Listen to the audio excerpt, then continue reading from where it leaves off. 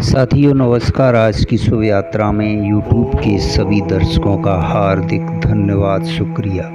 पांतजल योग सूत्र योग दर्शन सूत्र 25 में कहा गया है, इस अविद्या के अभाव में संयोग का अभाव हो जाता है, जिसे हान, पुनर्जन्म आदि भावी दुखों का अंत कहते हैं।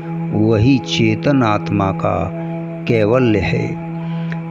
साथियों, पुरुष आत्मा तथा प्रकृति का जो संयोग अविद्या के कारण हुआ था, आत्मा ज्ञान से उसका अभाव हो जाता है। साधक स्वयं देख लेता है कि यह प्रकृति उस चैतन्य से भिन्न है।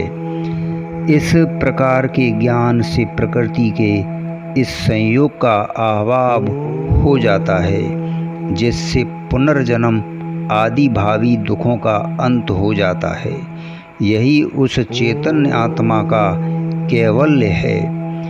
इस स्थिति में आत्मा अपने स्वरूप में स्थित हो जाती है।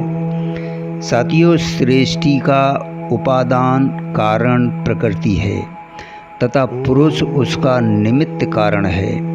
जिस प्रकार स्वर्ग में तावे की मिलावट होने पर वहाँ तावा भी स्वर्ण जैसा प्रतीत होता है, किंतु उसका शोधन कर तावे को अलग करके शुद्ध स्वर्ण प्राप्त किया जाता है। उसी प्रकार योगी योग साधना द्वारा प्रकृति का उस चेतन के साथ अविद्या के कारण जो संयोग हो गया है, उसे अलग करके पुनः अपने वास्तविक स्वरूप आत्मा को प्राप्त कर लेता है। साथियों, यही उसकी कैवल्य अथवा मोक्ष की स्थिति है। इसके बाद ही पुनर्जन्म आदि दुखों का अंत होता है।